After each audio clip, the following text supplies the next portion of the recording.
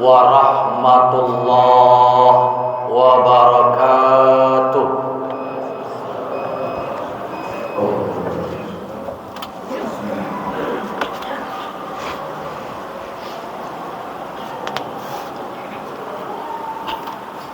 Allahu Akbar, Allahu Akbar, Allahu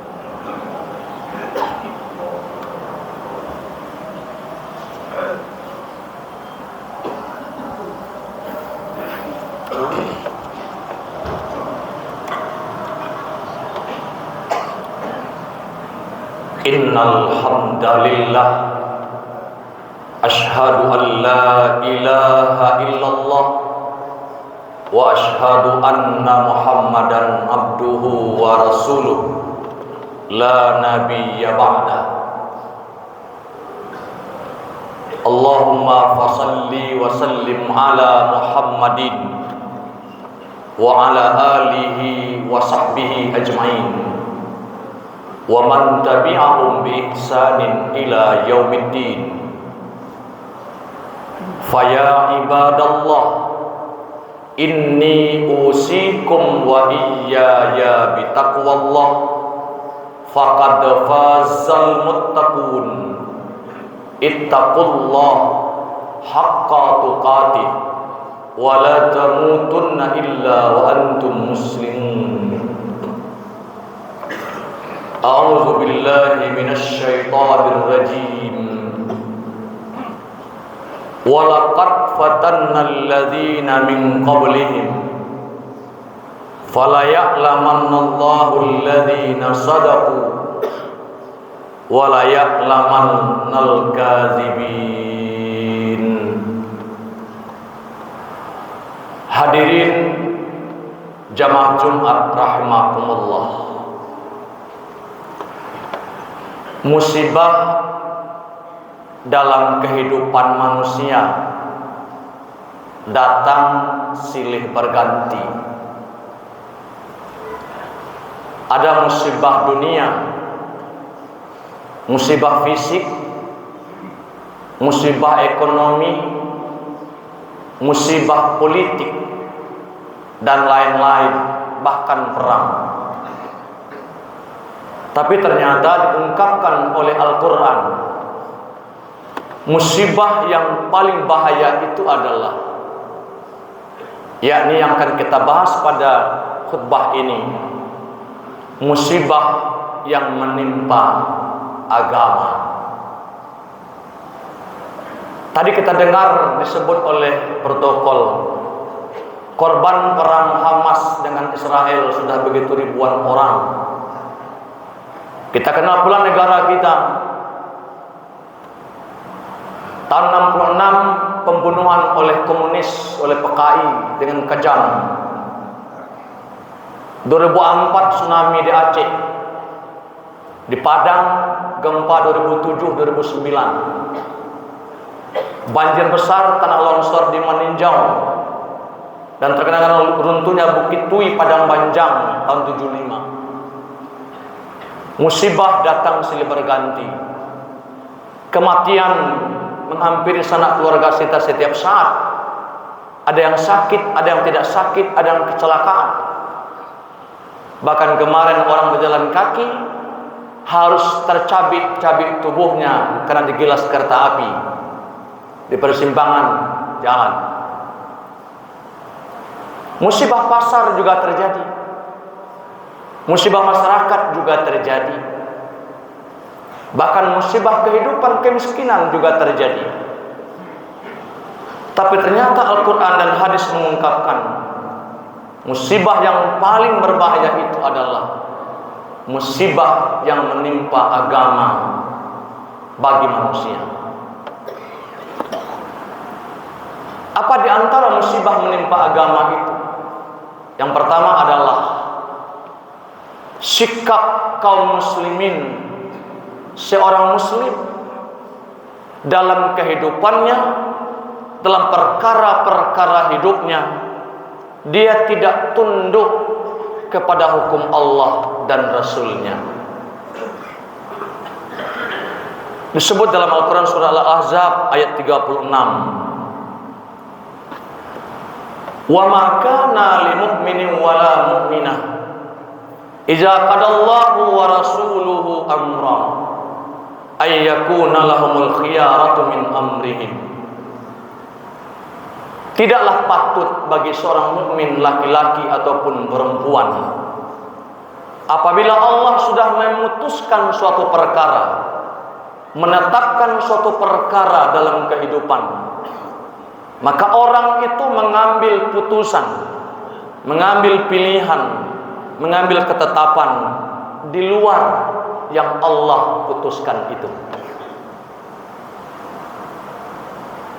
Tidak sedikit mungkin orang yang bersikap dalam bernegara, dalam bekerja, dia mengikuti keinginan hawa nafsunya, bukan mengikuti agama Allah.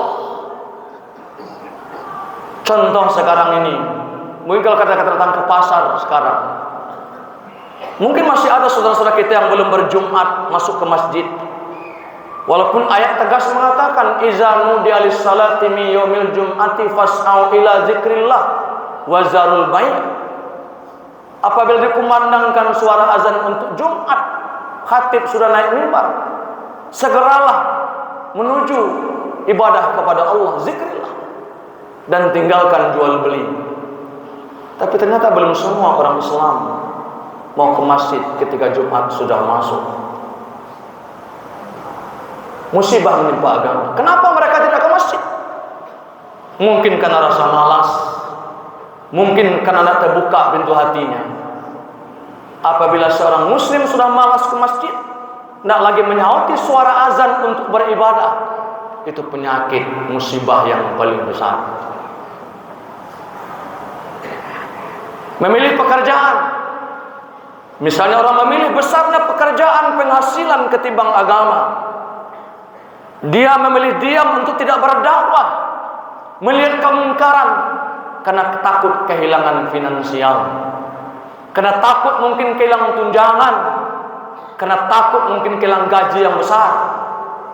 Daripada harus bicara untuk mengkritik, meluruskan suatu perkara kemungkaran, dia memilih diam demi mempertimbangkan pendapatan dan finansial. Agama kalau sudah rusak pada seseorang, ditimpa musibah, penyakit hati, penyakit munafik, hubud dunia, dan lain-lain, itu musibah yang paling besar. Hadirin jemaah Jumat rahimakumullah. Yang kedua, apa yang menimpa manusia musibah agama ini yang paling merusak kepada agama manusia adalah kuatnya pengaruh hawa nafsu. Nafsu dunia, nafsu birahi, nafsu politik, nafsu kekuasaan, dan nafsu-nafsu lainnya. Sehingga karena pengaruh hawa nafsu dalam diri manusia itu, akal sehatnya kadang-kadang menjadi hilang, rasa malu pun menjadi tidak ada lagi, sehingga agama yang ada dalam dirinya pada saat itu tidak berfungsi. Ia tampil seolah-olah seperti binatang buas yang tidak memiliki agama, dan ketika kebuasannya hilang, seolah-olah dia lagi seperti orang beragama. Itulah sifat kemunafikan yang amat dahsyat menimpa manusia. Kaum muslimin jamaah Jumat rahimakumullah, nafsu yang ada dalam diri manusia itu luar biasa pengaruhnya, sehingga dia akan melakukan berbagai cara untuk bisa mempertahankan kemungkaran. Bahkan mungkin sekalipun ada orang merawat perang, ada merawat konflik, supaya dia dapat keuntungan daripada itu semua. Ada orang merawat kebodohan, merawat kemiskinan seseorang, supaya dia bisa mendapat keuntungan di situ. Oleh karena itu kaum muslimin yang berbahagia, fenomena manusia adalah kalau ada orang cerdas, ada orang berpengetahuan, bahkan kadang berfatwa pun mengambil fatwa-fatwa yang ringan, takut menyampaikan di hadapan mungkin pemerintah, di hadapan orang banyak. Kalau disampaikan keharaman sesuatu, ketidakbenaran sesuatu, takut tidak akan menerima lagi pendapatan yang besar, sehingga ia memilih diam dan mengambil penyampaian pidato, mungkin khutbah, mungkin ceramah yang enak-enak didengar saja. Takut menanggung resiko dalam menghadapi kemudian apa yang mereka hadapi. Jamaah Jumat rahimakumullah, Rasulullah SAW mengajarkan sebuah doa kepada kita agar kita terhindar itu semua. Wala taj'al musibatana fid dinina, wala taj'alid dunya akbara hammina. Ya Allah, jangan Engkau jadikan musibah menimpa agama kami, ya Allah, dan jangan Engkau jadikan dunia sebagai tujuan ataupun keinginan kami yang terbesar, ya Allah. Karena dengan menjadi tertimpanya agama dalam diri kita, dari musibah agama, datang penyakit kemunafikan, sifat hubud dunia, cinta kekuasaan dan cinta politik segala macamnya, akan membuat orang menyimpang dari agama. Karena itu kaum muslimin, sekarang ini pun kita perhatikan sikap manusia. Lebih khawatir dia dengan musibah dunia, seperti kalau ada orang kelena gelodo, rumahnya rusak, cepat-cepat datang, apakah itu BPBD, apakah itu tanggap bencana, mengantarkan beras, mengantarkan makanan. Apakah itu tidak bagus? Bagus. Tapi seberapa peduli orang ketika ada anak tak pandai mengaji, ada anak sekolah tak pandai baca Quran, tak bisa beribadah? Seberapa khawatir ibu dan ayahnya? Seberapa khawatir orang kaya melihat orang miskin tak sholat, tak pandai taharah, tak pandai menjalankan agama? Tidak sekhawatir orang melihat orang tidak makan. Bukan membantu orang itu tidak penting, tapi kita lihat membandingan adalah ada orang murtad, orang diam saja. Ada orang nak salat, orang diam saja. Ada orang berzina, orang diam saja. Tapi ketika rumahnya runtuh, datang membantu, bagus. Tapi kenapa ketika musibah menimpa agama seseorang, sebagian orang memilih diam dan tidak mau mengorbankan begitu banyak uang untuk menyelamatkan akidah seseorang, untuk menyelamatkan agama seseorang. Tapi bila fisik yang kena, cepat-cepatlah itu datang membantunya. Bukan itu tidak bagus, sekali lagi itu sangat bagus, tapi hendaknya seimbang antara memperhatikan musibah yang menimpa agama dengan musibah yang menimpa dunia seseorang. Hadirin jemaah Jumat rahimakumullah, kita bermohon kepada Allah Subhanahu wa taala, mudah-mudahan musibah-musibah di negara kita, di negeri kita, di bangsa kita, hendaknya kita perhatikan dan mampu kita cegah ke depannya. Mari kita bersama-sama untuk mencegah supaya tidak ada terjadi lagi musibah yang menimpa agama, sehingga musibah menimpa agama itu akan menyebabkan semuanya rusak pada sisi lini kehidupan manusia. Kalau musibah fisik mudah kita atasi. Kematian seseorang kita butuh ambulan, banyak ambulan yang datang. Tapi kalau orang mati dalam kekafiran, siapa yang akan bertanggung jawab? Apakah orang tuanya saja seumur-umur 70 tahun umurnya tak terlihat sholat 5 waktu sehari semalam, hanya terlihat sholat Jumat dan sholat hari raya? 50 tahun umurnya tak pandai baca Quran, 60 tahun umurnya tak sekalipun ikut puasa Ramadan. Luar biasa musibah yang menimpa agama manusia. Karena itu kaum muslimin, kita tukikkan pandangan sama kuatnya hendaknya memperhatikan akibat musibah dunia, apalagi dengan musibah yang menimpa agama. Semoga bermanfaat. Fa'tabiru ya ulil absar la'allakum tuflihun.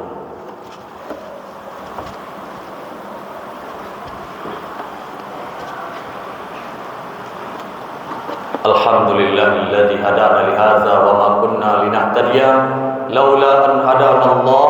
Asyhadu an la ilaha illallah wa asyhadu anna Muhammadan abduhu wa rasuluh la nabiyya ba'dah. Allahumma salli wa sallim ala Muhammadin wa ala alihi wa sahbihi ajma'in wa man tabi'ahum bi ihsanin ila yaumiddin. Fa ya ayyuhal hadirun ittaqullaha haqqa tuqatih wa la tamutunna illa antum muslimun. A'udzu billahi minasy syaithanir rajim. Wa nabluukum bisyarri wal khairi fitnah. Musibah itu ada dua bentuknya. Ujian Allah itu ada dua bentuknya. Ada yang disenangi oleh manusia dan ada pula yang tak disenangi oleh manusia. Ada yang bentuknya baik seperti kekayaan, seperti pangkat jabatan. Ada bentuknya yang sifatnya tidak disukai manusia, kemiskinan, kematian, musibah dan lain segala macam. Tapi kedua-duanya merupakan ujian.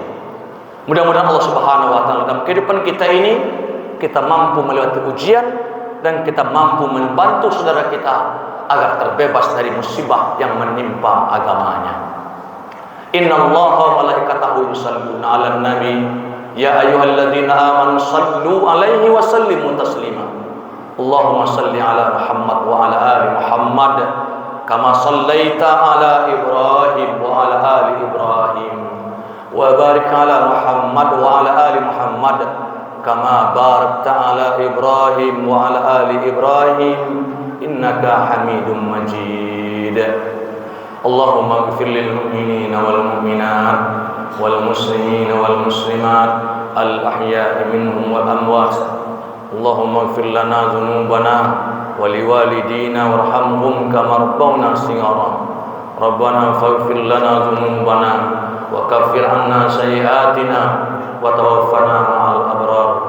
Rabbana ربنا وآتنا ما وعدتنا على رسلك ولا تخزنا يوم القيامة إنك لا تخلف الميعاد ربنا آتنا في الدنيا حسنة وفي الآخرة حسنة وقنا عذاب النار عباد الله إن الله يأمر بالعدل والإحسان وإيتاء ذي القربى وينهى عن الفحشاء والمنكر والبغي يعظكم لعلكم تذكرون ولذكر الله أكبر